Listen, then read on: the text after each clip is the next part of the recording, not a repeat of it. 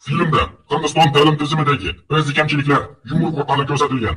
Mazkur komediya Shetan Bhagatning 5 nuqtalik kimdir romani asosida 2009-yil 25-dekabrda yaratilgan. Byudjeti 55 million rupiy. Kassa tushumlari esa 400 milliondan ortiq.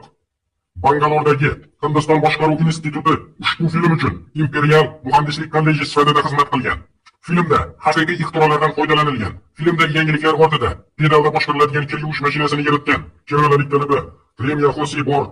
Muhammad Idris Uttar Pradesh shtatining Mirut tumanidagi Hasanpur qalamlik sartarosh. U velosipedda ishlaydigan ot kesish mashinasini ixtiro qilgan.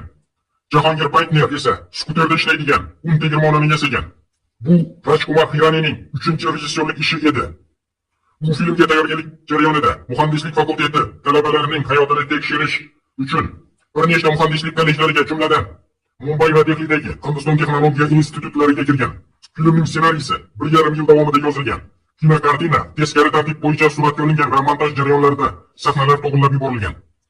Boshqa loyihalarda bandligi tufayli Ranch Xaddas Jamshad roliga Shohruxxon rozi bo'lmaydi. Keyinchalik Raj Kapurning nabirasi Ranbir Kapur ham bu rolda o'zini ko'ra olmaydi. Keyinroq Muhammad Amir Husaynxon rolga tasdiqlangan. Aktyor bu paytlarda 44 yoshda edi. Jon Ibrohim Farhon Qurishi roli uchun dastlabki tanlov edi, ammo sobiq modelning ochiq sanasi yo'qligi tufayli mazkur obraz Rangaratam Madhavanga nasib etadi. Saif Ali Xonning Rajjobidan keyin Raju Rastogi roli Sharman Joshiga tegadi. Piya obrazi Kajol Mukerjiga atalgan edi, ammo lekin biroq bu rol Karina Kapur uchun ayni muddao bo'lgan.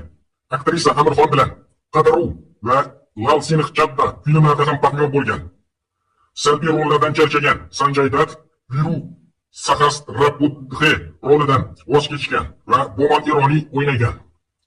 Omi Vaydiya, Farida Dadi, Rahul Kumar, Amardeep Jha va boshqalar yordamchi rollarga ega.